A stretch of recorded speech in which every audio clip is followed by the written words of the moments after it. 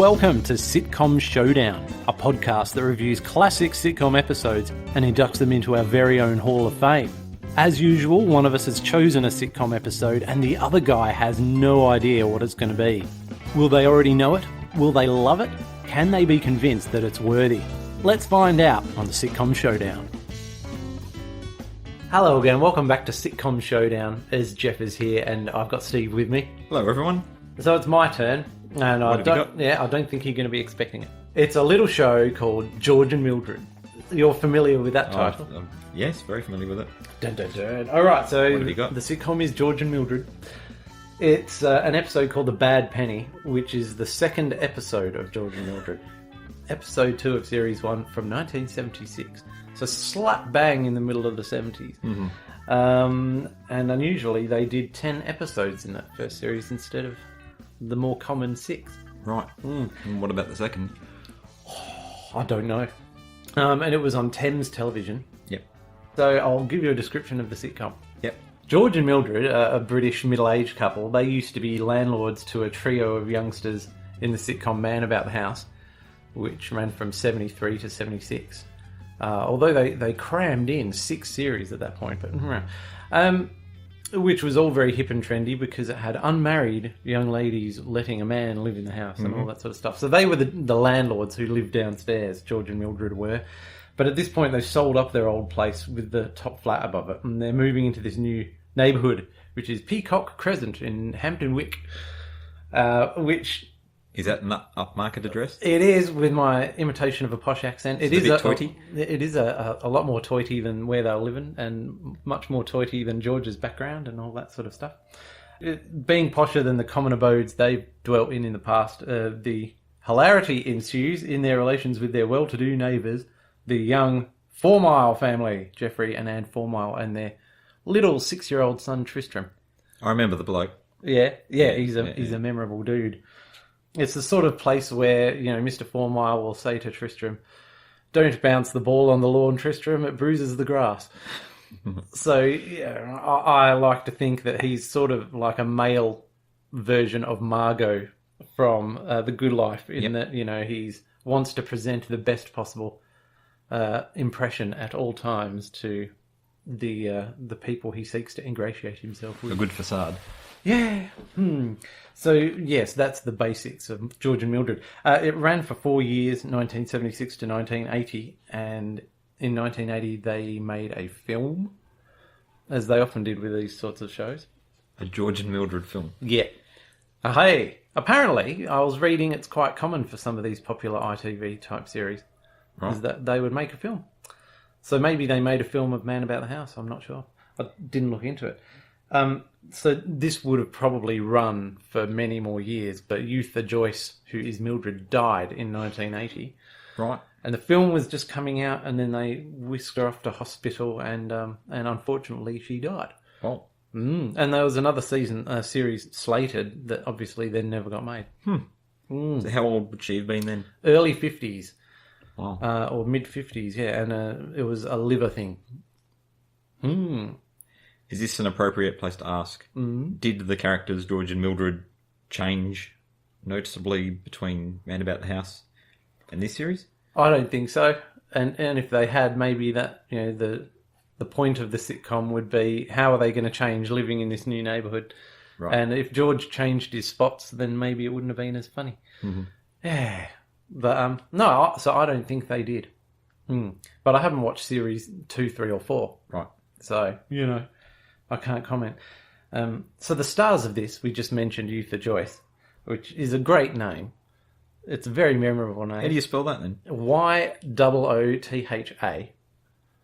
Joyce. And I was amazed to find out it's an Australian Aboriginal name. What, her parents just picked it?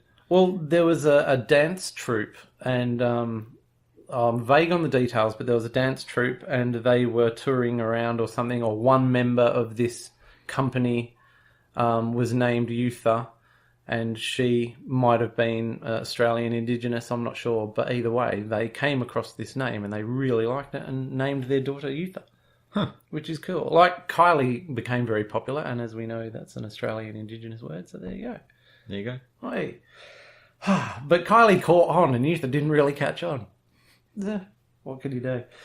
Yes, so she had all these bit parts leading up to Man About the House, and so she was in Steptoe and Son and On the Buses, and she was in the pilot for Open All Hours. What? Never mind the quality, feel the width, which I'm guessing is a tailoring sitcom of some sort. I've never come across it before. Have you? I don't know. That No, sounds a bit saucy, doesn't it? It does sound. It's probably 70s saucy. But there was other non-comedy things like The Avengers and The Saint. And so eventually she got cast in Man About the House and became a star. Right. And So did this predate... Open All Hours predated this? I think the pilot of Open All Hours, from memory, is 75. So it would have been the third year of George and Mildred. But I could be wrong. Maybe it was 72 or something crazy like that. I would have thought. Or 74. I'm not sure. Interesting. Yes. So Brian Murphy... Don't mind me, carry on. Who is George? Oh, I already have. He's still with us, which is really nice, I think. Yeah, he's 85 years old. So he hadn't done a lot prior to George and Mildred, and again, he'd had bit parts in a lot of shows. You know, he'd appear in The Avengers for an episode, or Z Cars, and things like this. But when you look him up on IMDb, the amount of work he did after George and Mildred, he was in everything. And sure, it might have been for one episode or a short run of episodes. But man, he did continue to do well after 1980. I'll tell you. So anyway, he did 7 years on Last of the Summer Wine. Right. 2 years on the Catherine Tate Show. Parts in Benidorm and Jonathan Creek. 1 Foot in the Grave. Holby City, Casualty, Man Down, the Greg Davies sitcom. And lots more. And I haven't gone too much into the other cast members because of time reasons, but of course, the actors who play Mr. and Mrs. Fourmile also went on to be in a hell of a lot of stuff. Like, it's just pages and pages of IMDb entries. And Mrs. Fourmile was in another show for 2 years that was a kids' show. But that's still being the star of that. And so, yeah, and obviously Mr. Fourmile went on to play quite a few policeman-y types and inspector-y types and doctor-y types and all that sort of thing. And just quickly, the writers are Mortimer and Cook, who I think is the duo of writers that maybe they were talking about on Sitcom Geeks when you described an episode of Sitcom Geeks, and they were talking about these two very prolific writers. Does that sound familiar? Well, the name does, yeah. All the names. Yeah. Did they do The Man About the House? Totally. Again? Okay. Yep. And they did Robin's Nest and Father Dear Father, which starred, I think it was Patrick McGill, who we talked about in the Hancock episode not long ago. Anyway, so they had 4 sitcoms exported to America that were renamed, recast, and reshot. So Man About the House was Three's Company, and Robin's Nest was called something, and George and Mildred was renamed The Ropers. And Well, that's got a real ring to it, hasn't it? And Father Dear Father would have been called something as well. So they did well for themselves, Mortimer and Cook. Did any of those American series go on to Oh, yeah. do all right? Three's Company was massive. Absolutely massive. And John Ritter was the star of that at the time. So, yeah, it was a big success. Three's Company. And Mortimer and Cook probably would have made flipping great wadges of cash. Oh, I hope so. Right. Does that draw us to the end of part 1? I think so. Oh, just like these ITV shows, you have part 1 and then end of part 1 and then part 2, which we're about to see, Steve. So let's go off and watch George and Mildred's Bad Penny. Okay.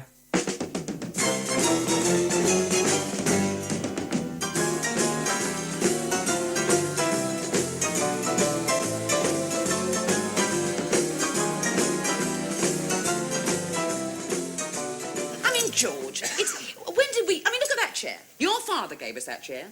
There's still a stain on it from the day war was declared. Well, that was enough to make anyone spill their cocoa. It's all old, George. All of it. When was the last time we ever bought anything new? Yeah, last month, that coat hanger. Oh, we did. Oh, well, we can invite people in. Give them a tour of the wardrobe. I don't want people in, Mildred. Ah, now you see, that's just the difference between you and me. I am gregarious, George. You are not. Well, I don't see what astrology's got to do with it. I mean, I like people, George. I like mingling. When did we last mingle, George? Oh, don't start that again.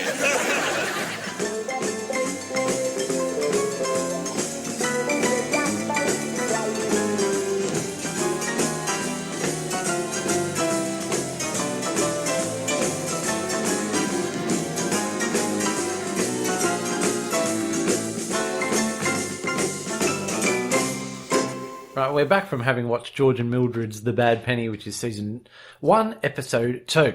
And I'll just recap it as quickly as I possibly can. So George and Mildred, Mr. and Mrs. Roper, are just moving into their new home in a nice neighbourhood, and they're moving up in the world somewhat. And despite the best attempts of Geoffrey Fourmile, the next-door neighbour, who also happened to be the real estate agent selling the house, and he tried to put them off and fake them out at every turn, but, George and Mildred bought the house. George is hassling the removal men, and we're outside on film, and so he's just telling them how to do their job, shifting all his shabby furniture. Why you'd take care of it, I'm not sure, but it's just he's standing around doing bugger all and not lifting a finger to help them. But yeah, they're holding a couch or something, and he's plonking stuff on. Yeah, put this on top, and that on top. Yeah, he's pretty oblivious. And anyway, so meanwhile, next door, snobby Geoffrey Fourmile's peeking through the curtains and looking at all their stuff and judging all their knickknacks and furniture and everything. And so, Anne's telling him off and saying, don't be such a nosy snob. But if you are going to do that, give us a running commentary. Anyhow, so he's complaining to Anne about how common George is and how crappy all the Ropers' furniture is and everything. And the moving blokes finish and Mildred's sort of fretting how all their stuff, now that it's been moved into this nice new modern house, looks so bad. Yep. And so she's getting herself in a bit of a state. Because she's a very stylish lady, Mildred. Like, in terms of fashion, everything she's like, she keeps herself immaculately and wears all the latest styles and all coordinated. And it's impossible for me to tell. All right, well, I mean, you can tell that she's not trapped in this 1940s, 1950s paradigm that would have been the trend when her and George got married. She's wearing all this hip 70s gear. Right. I think that's why in Man About the House she liked having the kids upstairs. Yeah. Because the young ladies would keep her fashionable and she's got someone to talk to about all the groovy stuff. So yeah, that's my read on it, because Mildred's definitely wearing hip gear. I mean, she's out styling Anne Fourmile, really, in many ways. Anyhow, meanwhile, Mr. Fourmile has been sent next door by Anne to offer them a cup of tea, because that's quite nice. She's thoughtful, because they wouldn't have unpacked all their stuff. Yep. They don't know where all their tea kettle is and all this business. Anyway, Fourmile gets them to come over for a cup of tea, and then he nicks off, and so before they go over, Mildred tells George to have a bath. And he's like, I've had my bath this month. So he's not very keen to have a second bath that month. But he's resisting. And is he resisting, or is he just trying to delay having to go over to the neighbour's house? Yeah, I don't think he wants to go over to the neighbour's house, no, because he knows that they're snobby upper middle class people. But also, he doesn't want to have a bath. But the look of pure joy on his face when he pulls his rubber duck out suggests that he does like to have a bath. Yeah. It's strange, isn't it? But, it's like other things that you think you're not going to enjoy, but you do. Like catching up with the family. I always think, oh, man, I have to go catch up with the family. But then I enjoy myself once I get there. How does that sit with you there, Dave? Well, Hey! I was wondering if you're going to sing the Rubber Ducky song. Yeah. Could do. I'm getting lost in my notes leave that here. hang. I'd rather sing Bert doing Do the Pigeon, which had a much better video clip than Ernie singing Rubber Ducky. Anyhow, Mr. Fourmile's gone back home, and Mildred's waiting for George to have his bath, and because he's taken his time about it, she just goes, bugger it, I'm going next door anyway to enjoy some hospitality. And Mr. Fourmile's worrying a bit because him and Anne have got dinner guests arriving pretty soon, one of whom is an MP, a member of Parliament, and he's sort of been worming his way in there via the tennis club. Yep. And he doesn't want to be seen with George or Mildred, if he's honest. And so this is, at this point, after all the setup, it's where the plot kicks into high gear, and we've sort of got end of part 1, beginning of part 2. But it's up to this point, it's kind of been slow, but it's been well observed, and it sets up the characters again, which is important in episode 2. Particularly Geoffrey and Anne Fourmile and young Tristram, because they're the less familiar characters that viewers have only had one episode with. Yes, so then things crank up a notch in part 2. So Mildred's over at the Fourmile house getting to know them a bit better over a cup of tea, and she's given up waiting for George, as I said, and she's chatting to them and it's going okay. But Geoffrey Fourmile's starting to worry about getting her the hell out of there before the guests arrive. Yep. And so the doorbell rings, and Mr. Formile's like springing up out of his chair nervously because they've just been talking with Mildred about, and Mildred saying, if I had an MP coming over for dinner, I'd be tearing my hair out and madly running around making sure everything's perfect. And he's like, no, it's all da-da-da. But then he jumps up and he's, oh, quick, you take their ice buckets and I'll fill their coats. And he's all nervous. But it's George at the door, and he's dressed in his dressing gown, presumably with nothing underneath there. It's not a good look. Not a good look, and it's a crappy old bathrobe, looking scruffier than ever. And so he sort of pushes in and says, Mildred, I can't find the towels, there's no towels.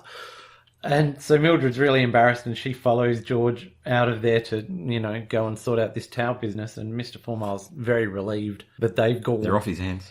So George and Mildred quickly arrive at their own front door to find neither of them have got the key. And it started raining.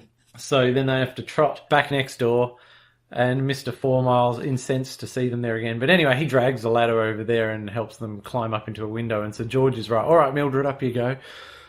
And so Mr. Formile says, well, don't you think it's a bit of a man's job? And he goes, oh, okay, yep, I'll hold the ladder for you while you go up there.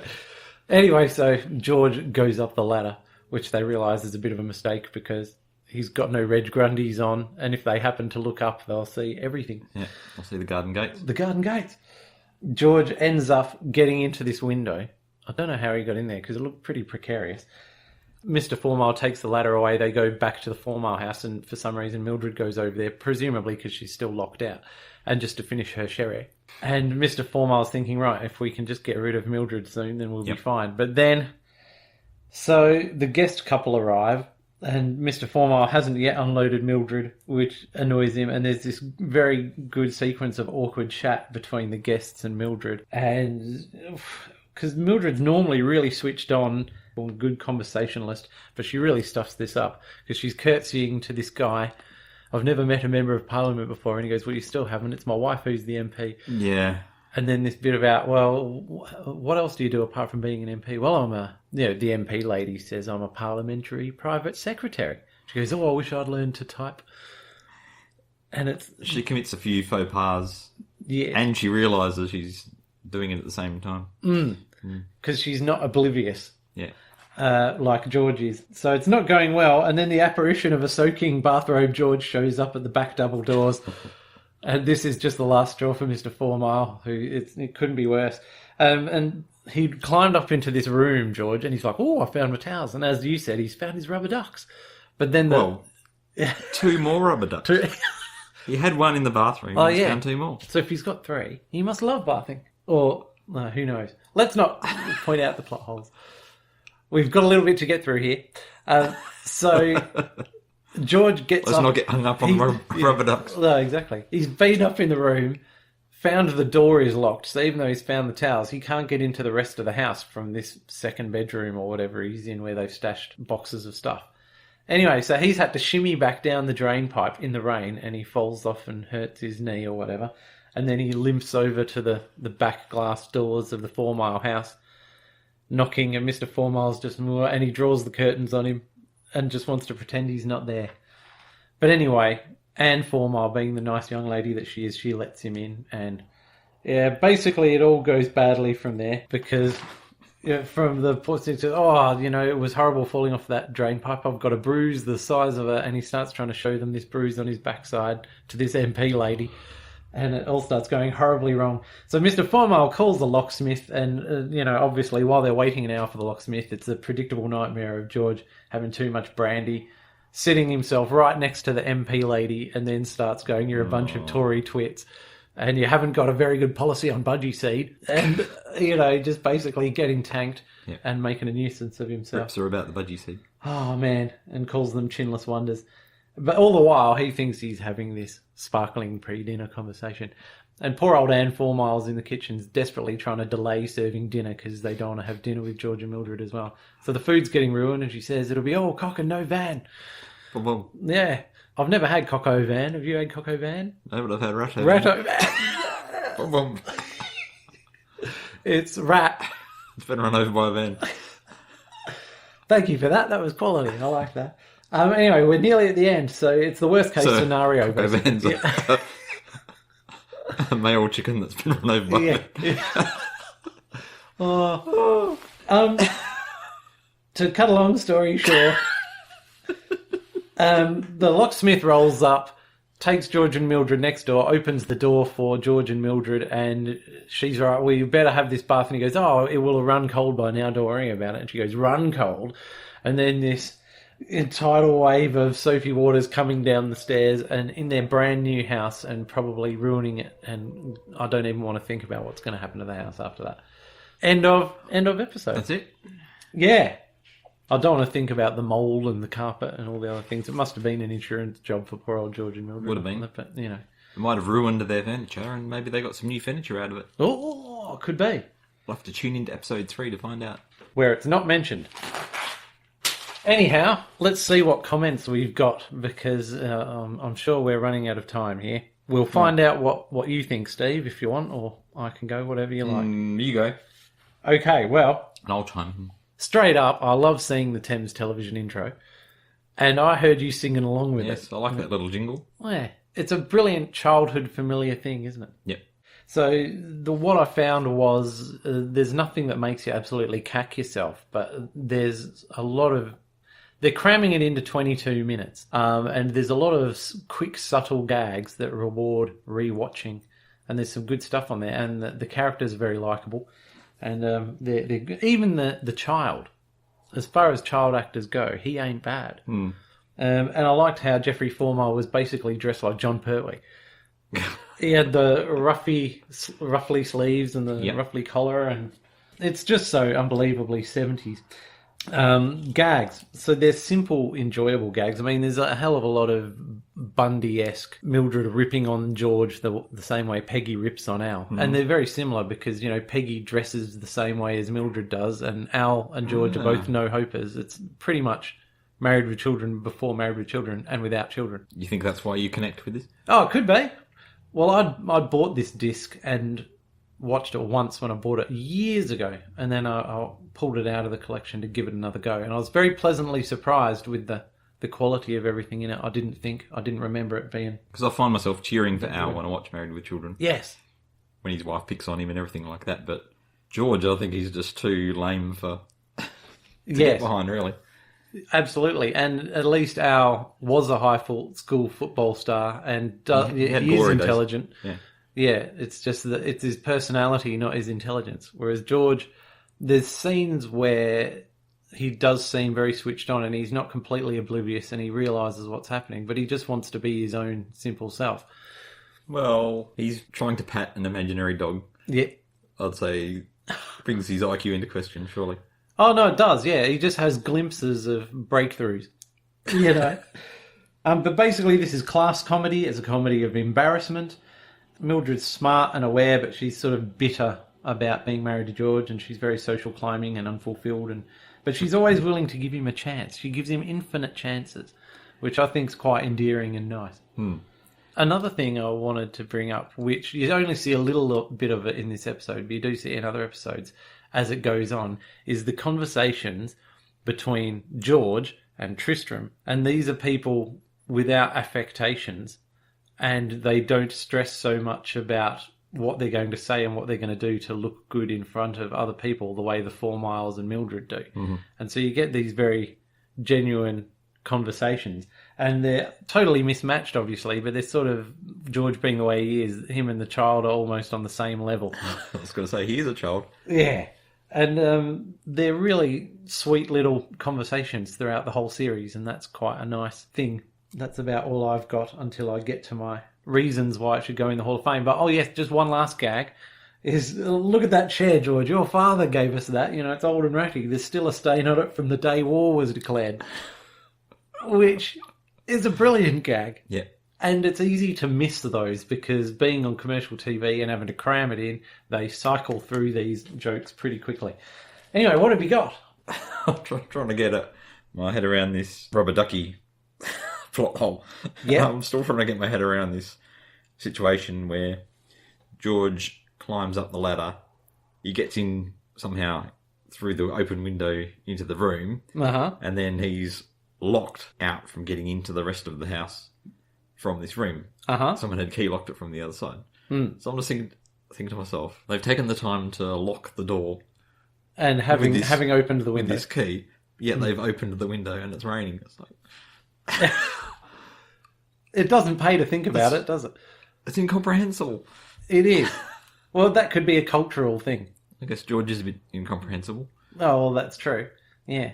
And why would you lock the door when you're moving or you're... Anyway. Yeah, it relies on those and it doesn't quite scan. It niggles on my sense of logic or something. Does it? Yeah, oh, fair enough. Some of the gags I liked were Mildred getting tea leaves in her underwear, which led to kind of a neat gag where one of the removal guys makes a joke about reading the tea leaves in her underwear. Yes, I see a journey far away and A journey in your future or yeah, something like that. Yeah, that's not bad, is it? Quite like And that. on top of the gag that, of course, George, when you packed this teapot, did you not think to take the tea out of it? So they're joke stacking, which is quite nice. Yep. I liked the Mrs. 4 Miles cleavage jokes. Yep, they were good jokes. They were quite good. And I think the best one was the payoff at the end with the bath overflowing and the water running down the stairs. Sorry. Anyway, but yeah, there were a few jokes that fell a bit flat, I thought, as well. Hit us with some of those. Niv the imaginary dog. Yeah. Didn't really do it for me. I didn't even mention that subplot in my summing up. Well, the poor boy. He's not just worthy. sitting on the landing. the bottom landing of the stairs the whole episode. Oh, there's a joke about when George is leaving the 4 Miles' house and you see him walking away with his dressing gown and his slippers on. Mrs. 4 Miles says, "Oh, that reminds me, I must wash the celery." Yeah. It's like, oh. I don't know. Yeah, Vaguely. I wasn't quite sure where that was coming from.